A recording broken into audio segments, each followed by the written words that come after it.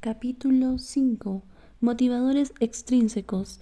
En la motivación tenemos, como podemos ver en el libro, tenemos 8 variantes. La primera es motivadores intrínsecos versus extrínsecos. La segunda, funcionamiento autónomo versus controlado. La tercera, motivadores intrínsecos. La cuarta, motivadores extrínsecos. La quinta, autoeficacia emocionales. La sexta, estados emocionales. La séptima, desmotivadores. Y la octava, aplicando lo aprendido. El motivador del reconocimiento. No es tan importante a quien reconoces, es más importante cómo lo haces, cuándo lo haces y por qué. Homer Rice. Como mencionamos, los motivadores extrínsecos son externos a la actividad en sí misma. En el caso de la analogía del automóvil, sería la gasolina. En este capítulo se tocarán los motivadores extrínsecos más importantes: el reconocimiento, el deseo de ganar, los incentivos y bonos y el castigo. En los capítulos anteriores hemos mencionado cómo los motivadores intrínsecos tienen mejor calidad que los extrínsecos. Hemos mencionado que es importante cuidar cómo y cuándo entregar un motivador extrínseco porque pueden tener costos escondidos. Recordemos que una empresa extrínseca es definida como cualquier cosa que una persona da a otra a cambio de servicios o logros. En la ilustración 5.6 podemos ver cómo un carro está haciéndose echar gasolina en el grifo. El reconocimiento es considerado un motivador extrínseco porque es externo a la actividad en sí misma. En este caso, la motivación viene de las consecuencias que se dan al hacer una actividad y no por la actividad en sí misma. Por ejemplo, cuando la empresa reconoce a las personas que viven mejor los valores de la organización en una ceremonia pública, o cuando se hace una premiación al equipo más innovador de la empresa, o cuando se premia al mejor vendedor del año. Estas ceremonias de reconocimiento se dan como resultado de hacer la actividad, pero no son activas en sí misma. Pero si el reconocimiento es un motivador extrínseco, ¿por qué la literatura científica lo menciona como uno de los principales motivadores del ser humano? Por ejemplo, en una investigación se les pidió a los gerentes que hicieran un ranking de los diferentes elementos que motivan a sus empleados. Se les pidió que le pusieran uno al que ellos pensaban que sus ordenadores consideraban como el más importante y se les pidió que siguieran así sucesivamente hasta el número 10, que era el que ellos consideraban como menos importante para los subordinados. En la ilustración 5.7 se representan los resultados. Buenos salarios, 1. Estabilidad laboral, 2. Ascensos, oportunidades de crecimiento, 3. Buenas condiciones laborales, 4. Trabajo interesante, 5. Lealtad laboral con los trabajadores, 6. Disciplina táctica, 7. Reconocimiento para el trabajo hecho, 8. Empatía con problemas personales, 9. Sentirse parte de las actividades, 10. Observe que para los gerentes los salarios eran el motivador número 1 y el reconocimiento fue considerado en el 8º puesto de importancia. Lo interesante fue cuando se hizo la siguiente pregunta a los empleados: ¿qué elementos a continuación los motivan más como personas en el trabajo? Los empleados tenían una percepción muy distinta, tal como se muestra en la ilustración 5.8.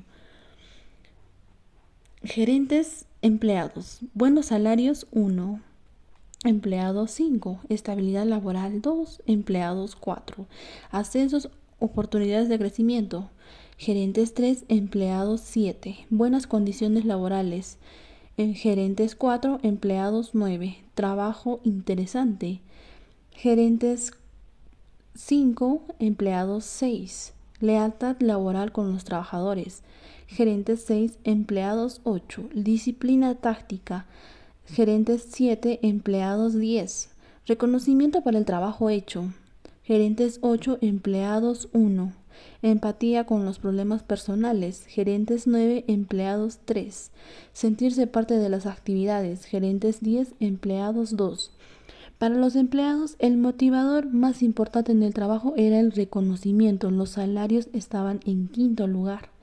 En la misma línea, en una investigación se encontró que se daban en el trabajo 65 tipos diferentes de incentivos.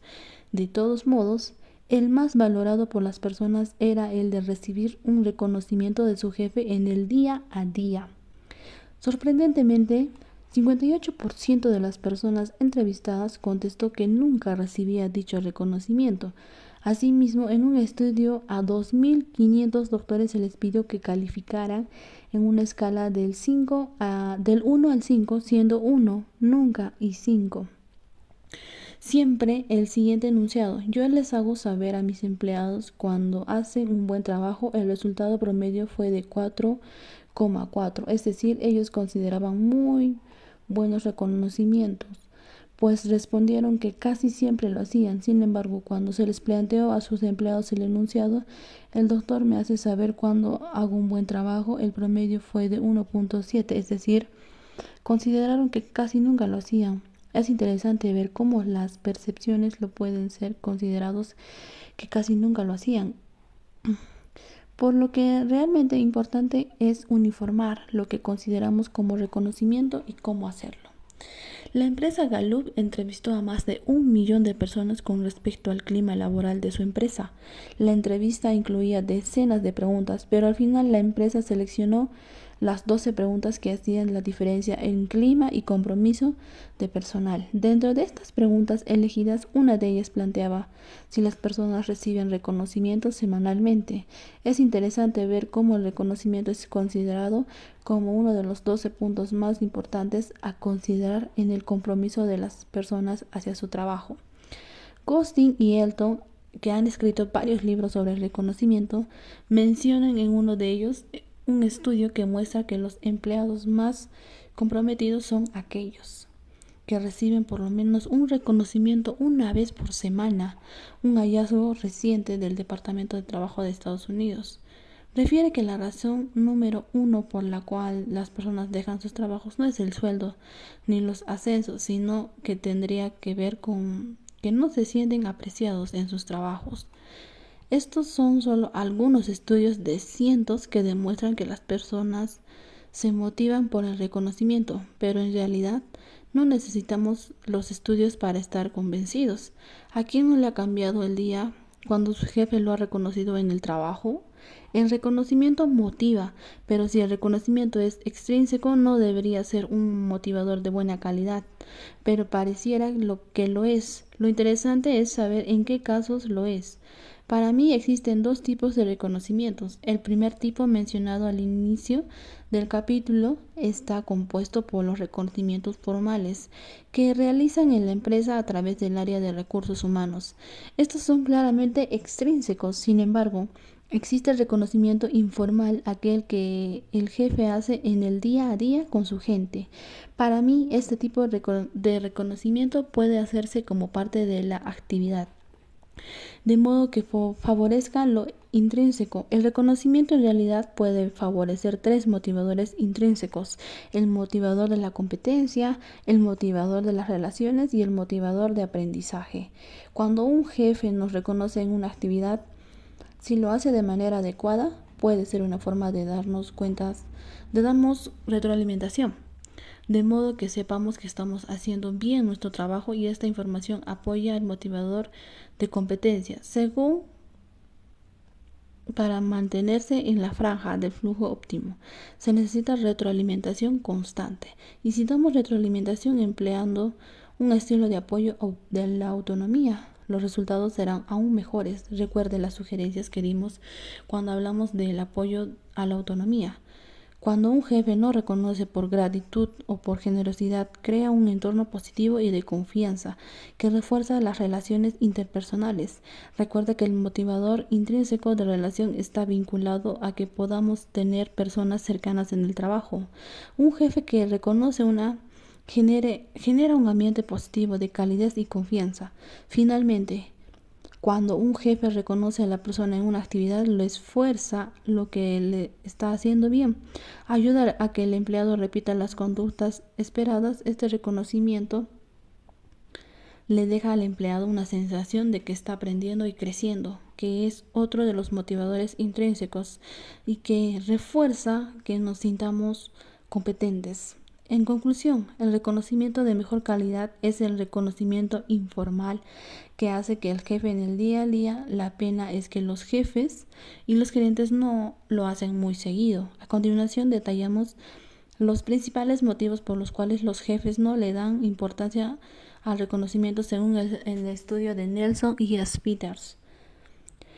No saben cómo hacerlo, no comprenden que reconocer es parte importante de su trabajo, no tienen tiempo, tienen miedo de que alguien se resienta.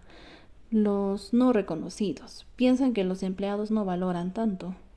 Yo le agregaría los siguientes motivos según mi experiencia. Está tan concentrados en sus metas que olvidan a las personas. Piensan que ya se les reconoce con el sueldo. Piensan que si dan reconocimiento con mucha frecuencia perderá el valor que se les da y que por lo tanto los trabajadores podrían desvalorizar. Piensan que si reconocen les van a pedir aumento de sueldo. Piensan que la persona sentirá que es mejor que otros y se sobrevalorará. Quisiera profundizar en algunos motivos. Por ejemplo, respecto a la creencia de que dar mucho reconocimiento hace que este se devalúe y pierda por valor el empleado. Cabe señalar que el reconocimiento es una forma de gratitud o generosidad, es decir, relacionado con el amor, y por lo tanto es imposible que se devalúe. A quien no le gusta que le den amor más seguido. De lo que sí hay de que tener en cuenta es de aquello que se reconoce. Como veremos más adelante, si se reconocen logros triviales o simples, puede ser perjudicial. Quizá de todos los motivos, el que me parece el más importante es que los líderes están concentrados en sus metas, que se olvidan de las personas. Como líderes es importante que tomemos conciencia de que nuestro trabajo no es solo alcanzar metas, también es favorecer el compromiso y motivación de nuestro personal. La mejor estrategia para que esto ocurra es hacer que el trabajo con las personas sea parte de las metas y de los desafíos que nos comprometemos como los jefes. Vale la pena comentar que las personas reciben reconocimiento de manera adecuada, genuina, sincera y oportuna. Consiguen también los resultados óptimos para la empresa, con trabajadores más motivados.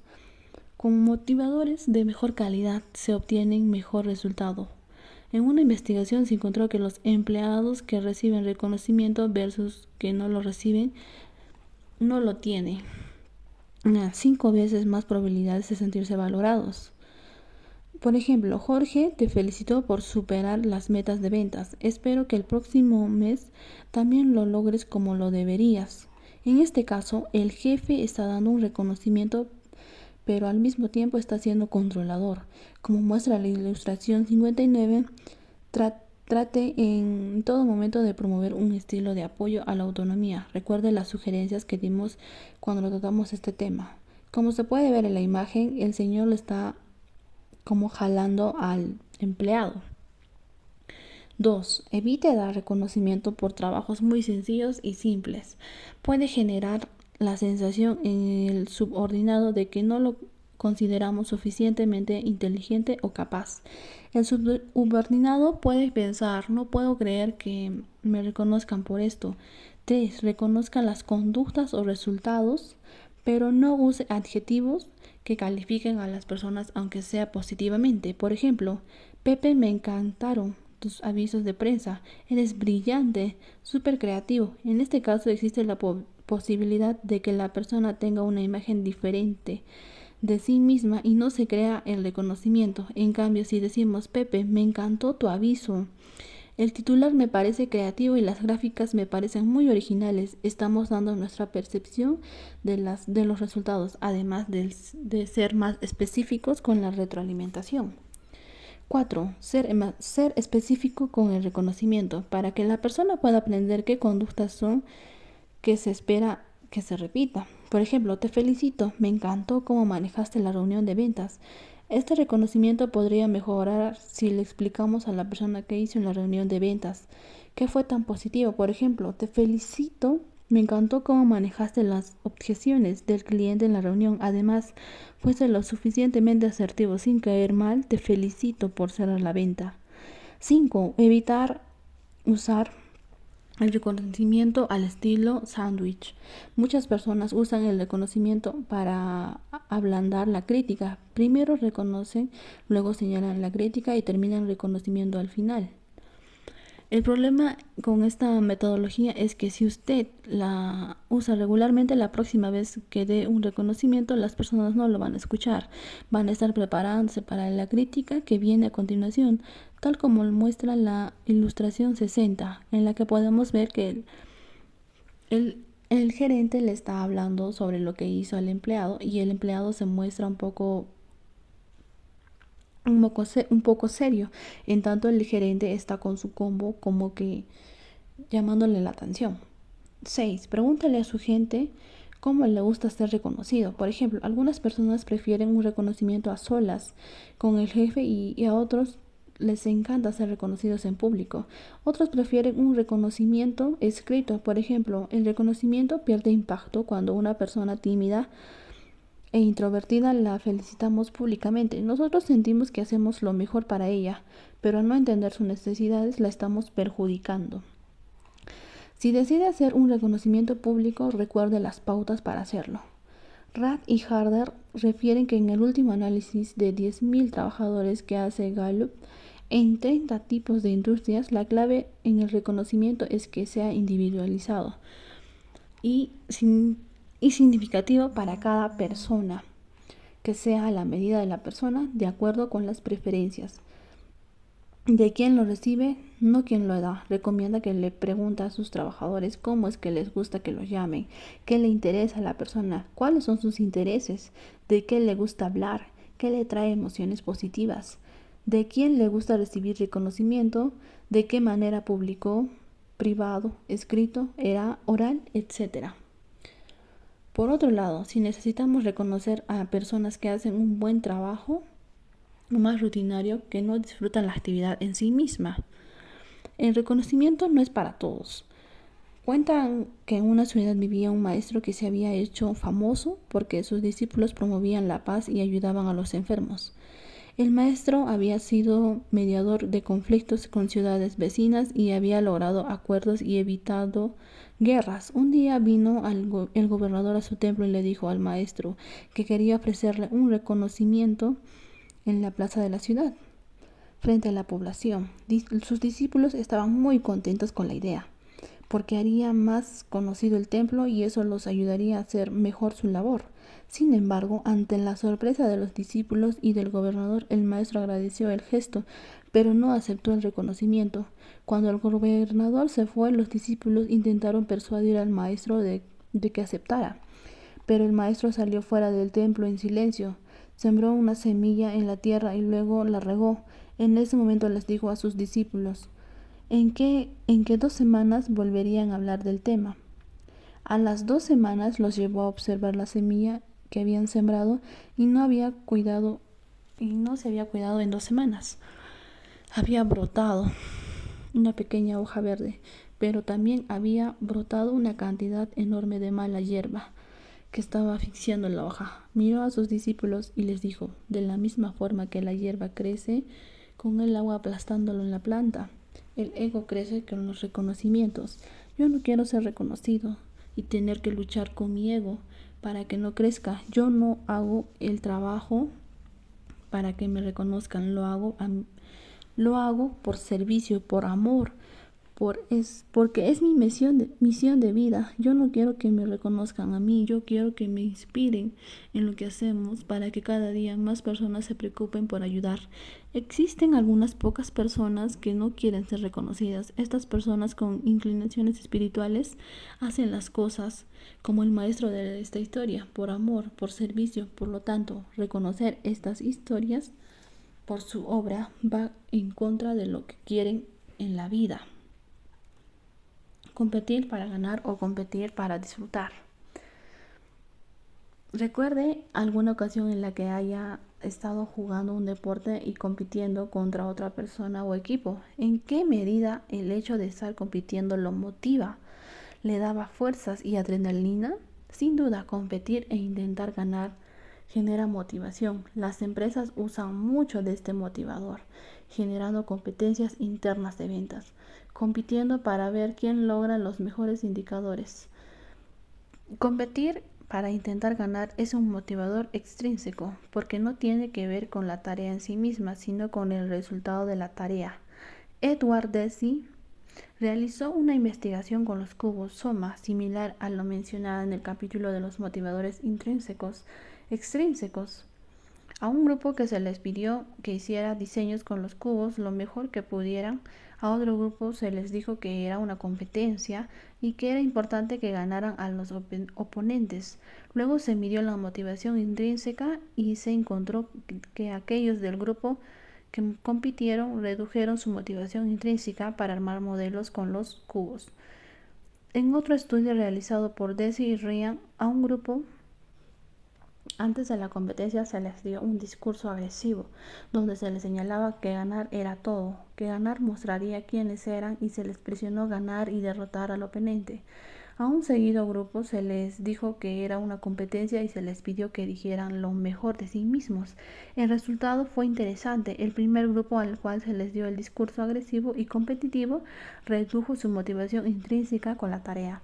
En cambio, al segundo, al cual se les dijo que le diera mejor de sí mismo. En cambio, si tomamos los juegos competitivos, competir unos contra otros, una forma de incrementar el desafío de las tareas puede ser enriquecer el trabajo recurriendo a juegos competitivos. Por ejemplo, de esta forma, si el trabajo está empezando a parecer aburrido, por ejemplo, en una empresa que tenía un centro de servicio al cliente que grababa las llamadas, el supervisor decidió hacer una competencia para ver qué representantes le podían robar una sonrisa al cliente. La competencia se comunicó con un énfasis en dar lo mejor de ellos mismos. La estrategia fue un éxito y aumentó la buena vibra. En el equipo durante años jugué al tenis. Recuerdo que cuando entrenaba 2 veces por semana me divertía y lo pasaba bien, pero mi nivel de motivación aumentaba cuando jugaba dobles fines de semana con mis amigos. Era una competencia, pero realmente no importaba quién ganara, la idea era jugar lo mejor que podíamos hacer.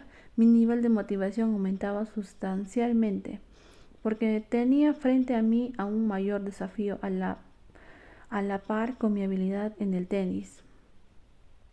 El motivador de los bonos e incentivos. Después de leer el libro hasta este capítulo, ¿está de acuerdo con la cita de Nikita? En mi opinión, la cita puede ser correcta. Un incentivo puede hacer trabajar más a la gente, pero como hemos visto en los capítulos anteriores, puede dañar su motivación. En el mundo, las empresas medianas y grandes, el uso de bonos es algo que ni siquiera se discute. Los gerentes tienen la creencia de Nikita y cuando lo definen un puesto definen también el sueldo y el tamaño del bono. Más bien, algunos se preocupan de que el bono esté alineado con los objetivos correctos, porque lo encuentran muy poderosos. Por otro lado, los ejecutivos de estas empresas esperan su remuneración incluya un bono y están acostumbrados a que lo asignen objetivos para poder conseguirlo. A fin de año, en un metaanálisis de 128 estudios que han utilizado, experimentamos para probar la relación entre el uso de recompensas y la motivación intrínseca. Deci, Koestener y Ryan comprobaron que el uso de recompensas tangibles efectivamente disimula o disminuía la motivación intrínseca. Esto quiere decir que las recompensas van en detrimento de la realización de acciones que las personas disfrutan o parecen interesantes. Los resultados del estudio tienen sentido. Si a usted le gustaría jugar fútbol y yo le ofrezco pagarle $20 por cada práctica de fútbol que dure por lo menos 2 horas seguidas, estoy seguro de que se sentiría más controlado y estará mirando el reloj pendiente de cumplir las 2 horas. Quizá al comienzo le guste jugar y recoger sus $20, pero con el paso del tiempo ya no será lo mismo. Antes jugaba las pichangas de fútbol con sus amigos porque les provocaba y jugaba hasta la hora que se le daba la gana. Luego andará controlado por el incentivo. En mi habitación tengo una lámpara con un foco muy fuerte. En verano, cuando la enciendo, las noches el insecto cascarudo, conocido popularmente como torito, intenta acercarse a la lámpara, atraído por la luz. En su camino se golpea varias veces hasta finalmente que llega a la luz y termina sancochado por el calor de la lámpara. En las empresas el paradigma que existe es que el ejecutivo es atraído a realizar una conducta por el bono.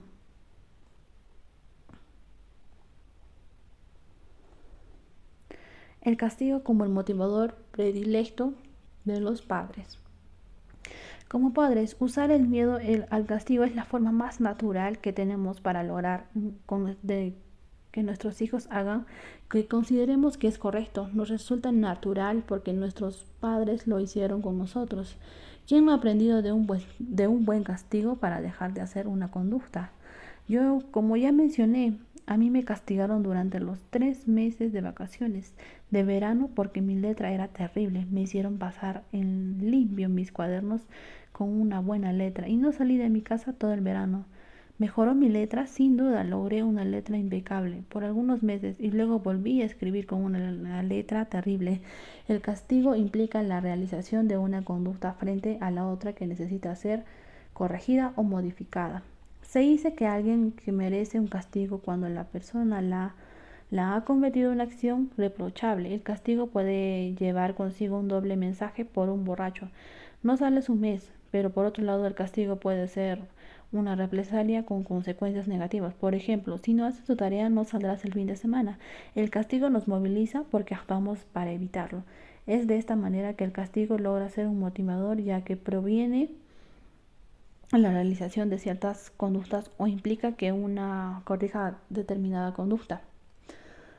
Para evitar las consecuencias negativas que el castigo tendría si es que viene. Sin embargo, el castigo trae consigo una serie de respuestas que no son beneficiosas. Por ejemplo, una de las formas de castigo más dañinas que el castigo físico o corporal en los hogares que algunos padres usan para disciplinar a sus hijos. Este tipo de castigos genera mucho temor y estrés y por eso termina siendo eficiente con el corto plazo. Sin embargo, el castigo corporal tiene consecuencias indelebles en la salud mental a corto plazo y a largo plazo, incluso en la adultez.